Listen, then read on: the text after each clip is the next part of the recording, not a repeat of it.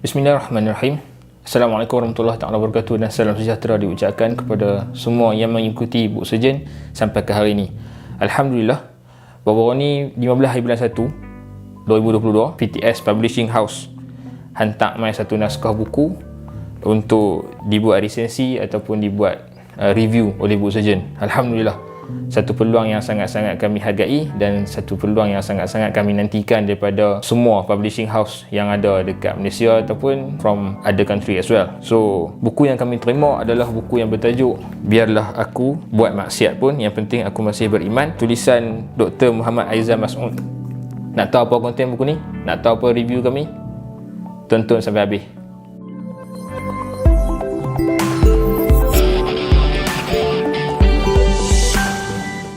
Baik, buku Biarlah Aku Buat Maksiat Pun, Yang Penting Aku Masih Beriman. Buku ni baru diterbitkan pada tahun 2022. Kalau tak silap, kita tengok kat sini, terbitan pertama 2022. Dan buku ni adalah tesis PhD penulis ni sendiri, kalau tak silap. Dan pihak PTS Publishing House bagi masa sebulan untuk kami baca dan buat resensi dan publish video ni di media sosial Book Surgeon, insyaAllah. Okey, untuk hampa yang tertanya-tanya, baju ni baju Book Surgeon yang terbaru. Kalau apa perasan, nanti kami akan buka order ke apa, kami akan beritahu dekat page nanti, insyaAllah. Mungkin tak nampak full design lagi lah, saja tunjuk sikit-sikit je.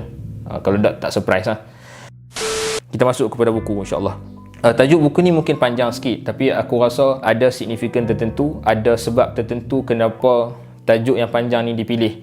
Sebab kalau nanti kita sekadar letak murji'ah, barah dalam umat misalnya, untuk buku ni, mungkin orang yang bukan Arabic spoken ke, ataupun orang yang tak betul-betul dalam bahasa Arab ke, macam apa benda murji'ah ni, dia mungkin akan spark inquiry dalam kalangan pembaca, dan pada masa yang sama mungkin akan menghapuskan minat orang yang tengok macam murji'ah ni macam istilah agama macam boring lah, aku tak baca misalan.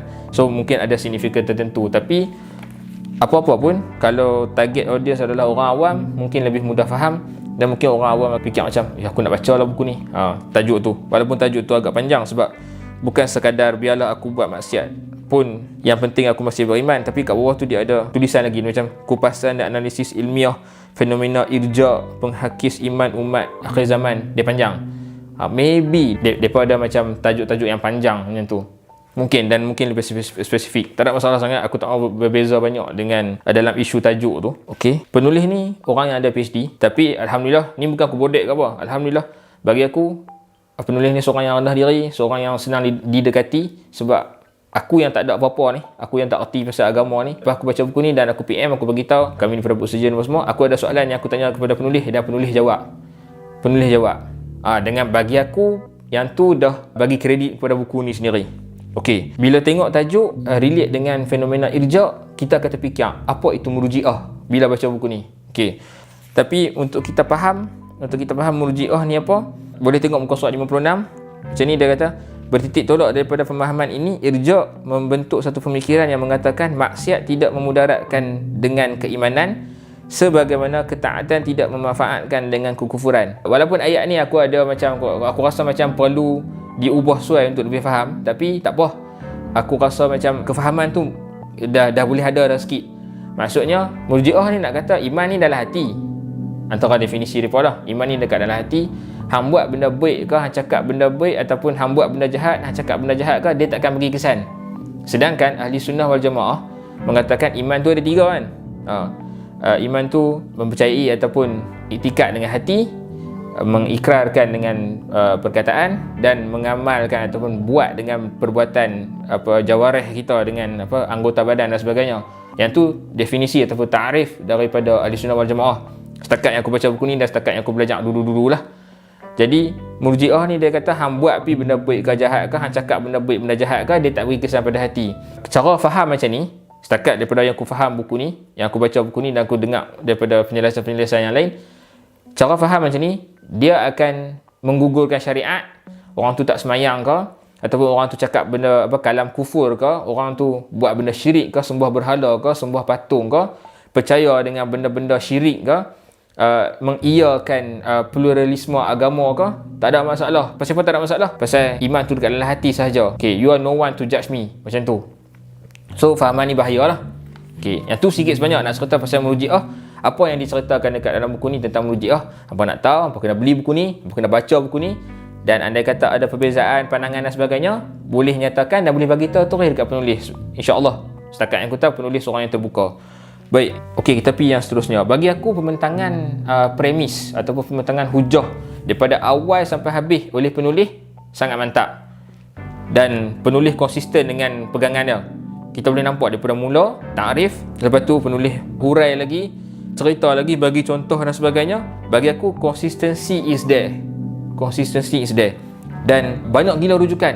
Hang bayangkan dekat dalam satu bahagian awal saja rujukan dah banyak. Rujukan tu saja dah ada melangkau 100 rujukan. Dia bukan takat kitab Arab sahaja. Kitab Arab ada, kitab Melayu ada, rujukan daripada artikel online ada, daripada Keratan Akhbar ada, macam-macam. Video pun kalau aku tak silap ada dinyatakan. Dan rujukan diberikan daripada setiap bab. Habis setiap bab dia bagi rujukan at the end of that section. Okey, ada part yang guna istilah Arab yang tak bagi terjemahan. Misalnya pada muka surat 60 guna penulis menggunakan perkataan majazi. Bagi aku, setakat yang aku tengok, penulis tak takrif. Dia tak abad majazi tu apa dia. Dan satu lagi, misalnya lah muka surat 95 guna perkataan kafir inat dan tak bagi takrif. Muka surat 100 tajsim guna apa, penulis menggunakan perkataan tajsim pada muka surat 100 dan tak bagi takrif. Okey, jadi aku timbul satu persoalan lah. Buku ni target audience dia adalah public ataupun target audience dia adalah orang yang belajar agama, orang yang student agama ataupun orang agama sendiri. Sebab kalau orang agama dia by right dia dah faham dah majazi tu apa dia, kafir inat tu apa dia. Sorry kalau aku silap sebut. Tajsim tu apa dia. Tapi kalau orang awam macam aku mungkin tahu, oh majazi aku tahu sikit. Kafir inat macam aku tak tahu. Tajsim tu aku macam pernah dengar. Macam tu dia mungkin menimbulkan kegusaran sebab ialah orang awam kan. Bukan orang yang cakap dalam bahasa Arab, bukan orang yang belajar baca dan tak boleh baca Arab pun. Kan? Maksud aku baca Arab tanpa datir-datir tu, tanpa baris-baris atas bawah tu semua. Okey, baik.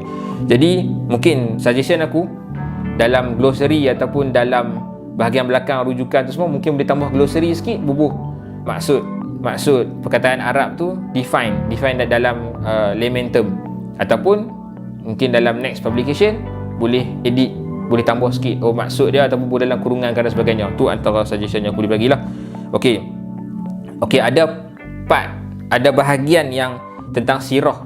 Muka surat 92. Benda ni silap lah. Benda ni kesilapan kat dalam buku ni. Aku baca dulu nah. Muka surat 92. Dia kata okey, Al-Baghawi menukilkan daripada riwayat Abdullah bin Mas'ud tentang maksud ayat ni merujuk pada surah Al-Mujadilah ayat 22. Kita tengok kat bawah tu, dia kata erti sekalipun orang yang menentang itu ialah bapa-bapa mereka, ialah merujuk kepada Abu Ubaidah bin Al-Jarrah yang sanggup membunuh bapanya Abdullah bin Al-Jarrah dalam perang Uhud. Okay, ni tak apa, settle, tak ada masalah. Bila mana yang kedua, erti atau anak-anak mereka merujuk kepada Abu Bakar As-Siddiq yang membunuh anaknya Abdul Rahman. Yang ni aku tak bisa dengar. Lepas tu aku tengok dekat dalam tafsir dekat dalam phone ni lah, yang apa, apps Quran yang aku duk guna tu. Aku tengok macam okey, kat dalam tafsir tu tunjuk kata he intended to kill his son. Abu Bakar intended to kill his son. Dia hanya berniat, dia hanya rasa macam. Dan aku tanyalah dengan seorang ustaz, aku tak sebut nama, ustaz yang duk mengajak sirah. Aku tanya dia, ustaz, Abu Bakar bunuh anak dia ke dekat dalam perang Uhud? Dia kata tak. Ustaz tu kata Abu Bakar tak bunuh, tapi dia kata andai kata aku jumpa, aku akan bunuh. Macam tu.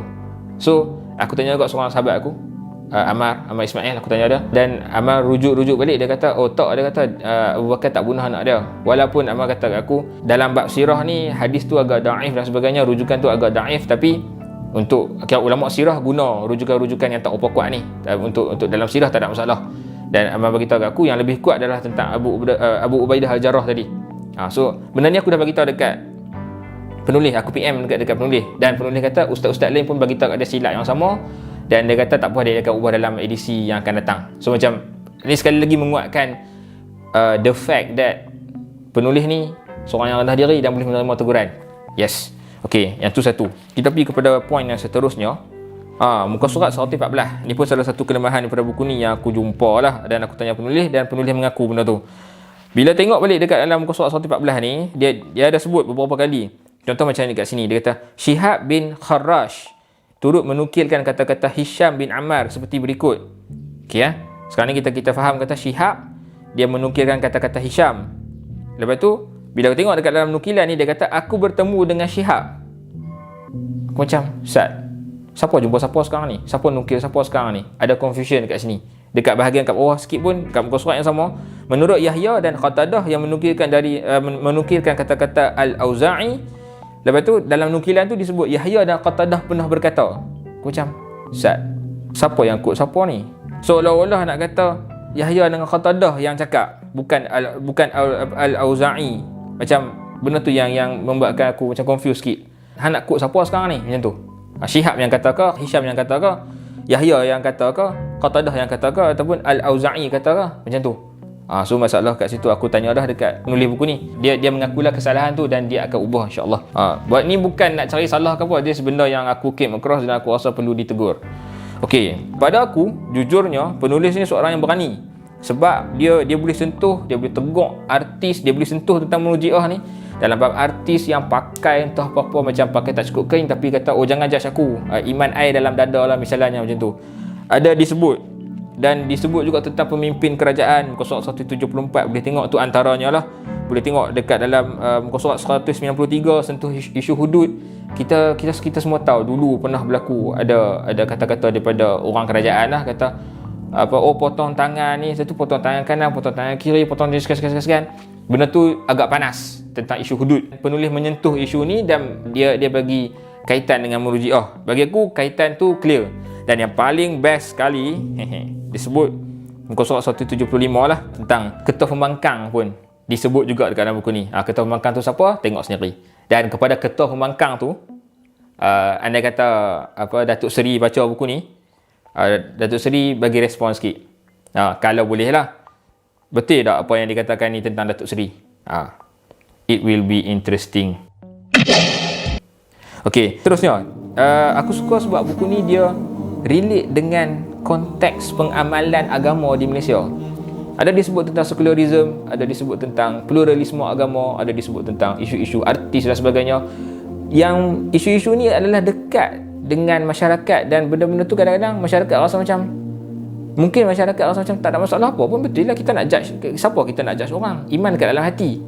Tapi bila kita tengok balik masalah dia, bila kita kait dengan definisi pegangan Murji'ah dan sebagainya, itu masalah yang besar. Sebab kita tak balik kepada pegangan Ahli Sunnah wal Jamaah tentang iman, yang 3 benda yang aku sebut tadi tu.